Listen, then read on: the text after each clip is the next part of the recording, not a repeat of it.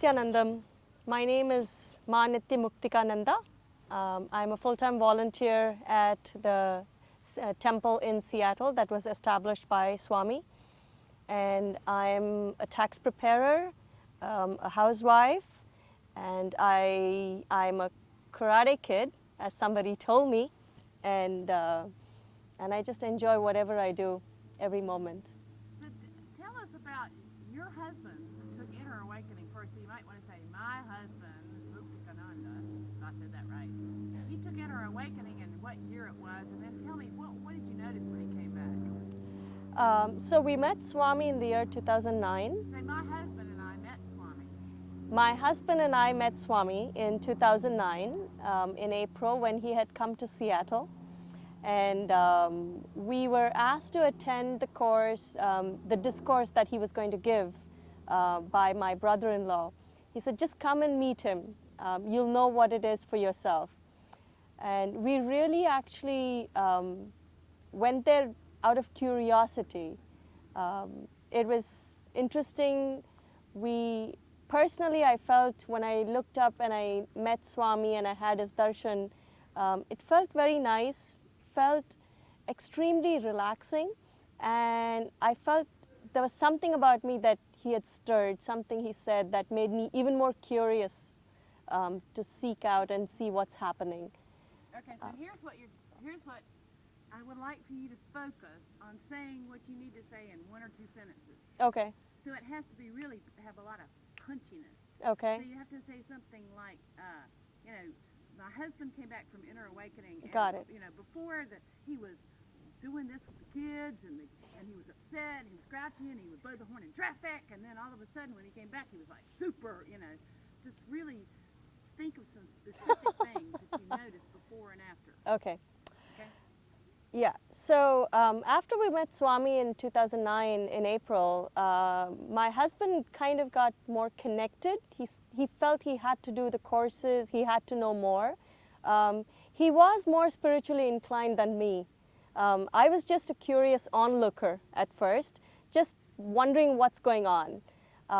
As soon as he met Swami, he decided to do a few more courses, and he decided, you know what, inner awakening is for me. And so my husband immediately booked his tickets and went to the inner awakening that was happening in June of 2009. He was actually quite a gentle person, no big hang-ups, but I think as a normal human being, there were a lot of little frustrations, wanting to multitask, wanting to be multidimensional, but not being able to. He would say, I need to finish one thing first and then I get to the other one. And I was the kind of person who would say, okay, let's get started, let's keep doing, let's finish one thing after another. So I was an early morning person and he was a late night person, so we were kind of opposites. So he went to inner awakening, and when he came back, there was something so different. Something really, really fundamentally different about him. He had quietened down. He was even more intense. And there was something about him that said he's not what he was before. And that made a big difference. I don't think we really verbalized it a lot between the two of us, but we just felt a much more intense and a deepening of our relationship when he came back. The approach towards family, the approach towards work, being able to take up challenges and just throw yourself into anything that comes your way, that was him after 2009 June IA.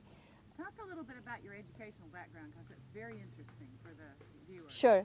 So I'm actually an accountant, and I prepare taxes for people. Taxes are my passion. I love playing with numbers. And my husband's a PhD in electrical engineering. He was actually involved, he does work in voice recognition. That's where he started. And we used to live in New Jersey, and then we moved to Seattle, where he started working in Microsoft. That's the background about us. Name the university you both attended. Both of us attended Rutgers University in New Jersey. It was a fantastic school, a great place. We thoroughly enjoyed whatever we did, school and the ambiance, the location. But talk about, as a professional person who has a high level of education, what are you getting out of an inner awakening? You're already smart, so what are you getting? I'm getting a new perspective in life. I was very, very logical. I was very methodical, very systematic, and I used to plan 6 months to a year in advance for anything and everything I would do. Everything had to be in order, concise, and planned. And I had a little bit of trouble actually if something didn't work according to my plan. It would just throw me off. It took me a while to get back into that. And that, I think, is the biggest change in both of us. Being able to accept, being able to live in the moment, really, really understanding that life just comes to you, you take it and you do what you need to do, stretching and making the best of it. I think that worked a lot, and we kind of gelled together really well, complemented each other when this happened. And I think IA is truly the one that made it happen for us. Swami being there, I would say that if anything, Swami completes us. And talk about what is Swami? Explain what an enlightened avatar and why everybody needs to have one in their life. How can I put it in words? He is a phenomenon. He's an experience. He is beyond logic. He is beyond normal understanding. You have to let go of all preconceived notions, idea of framing, having prejudice, having judgmental attitudes, biases. You just have to drop everything to really understand, or even begin to understand. I wouldn't say we'd really understand, because he's so vast that I think we're just, I would say, preschool, probably at a preschool level of understanding him right now. But just the glimpse of that you get from him is enough to just let you understand that life has a lot more to offer, and we are just limiting factors for ourselves. If there's anything, he just helps you be free, liberated, to do anything and everything that you choose to do. Any patterns, specific patterns you've had that have melted down?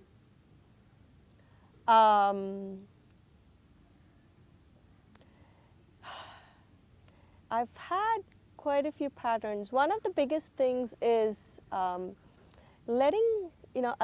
people to express themselves, allowing people to radiate their inner potential, and not being the one to constantly tell people what to do. That's what I am now. What I was before was me telling people what to do, me guiding people all the time, thinking that I need to be there, thinking that I need to plan for things and things have to go according to what I said. From that, I think I've come 180 degrees, and I flow and I let others flow. And I realize that when I'm doing that, I'm growing, first of all. I'm listening to myself, I'm listening to others. And I understand that anybody and everybody has a role to play in each other's life. What about the transformation programs? Why is this one different from, say, some regular other transformational programs? Frankly, I don't think I will be able to answer that, because my first guru has been Swami, and I've not looked into anybody else ever since. I am so fulfilled, I'm so content and happy that I've not looked at anybody else. But I do see just one thing. The transformation that we get here is intense, it is deep, and it really changes life. It is not superficial. It is not something that stays with you for some time and then you drift off to doing something else. It's something that you realize you truly believe, and it helps you believe in yourself. That's what I've gotten. I don't think I've talked a whole lot in front of the camera before this. 5 years back, I wouldn't be seen near a camera. But something changed because I felt whatever was inside me, I can be that. Whatever it is, that's what I am. And I know I can express it in front of people. I know that it is beyond judging. I know that I can just be. So what is, can you just use the word and say, completion is blah, blah, blah? Completion is completely being yourself, being with yourself, and being with others as they are in their growing process, in their life, at their levels. You just being at peace with everything and taking yourself one notch higher. And as like Swami said, it is being in tune, listening to yourself and listening to others. Being in perfect listening is what I would say completion is. Okay, anything else you want to say? I just want to say that if there are no excuses, there are no reasons to make life better. If you really think you being better is important in life, that it will make a difference for you and for your family, for your friends, for the community, and you really seek to do something for everyone, come to Inner Awakening. I guarantee you, you will not be the same person who's going back home. You'll be something phenomenally different, and you will make the difference in somebody else's life.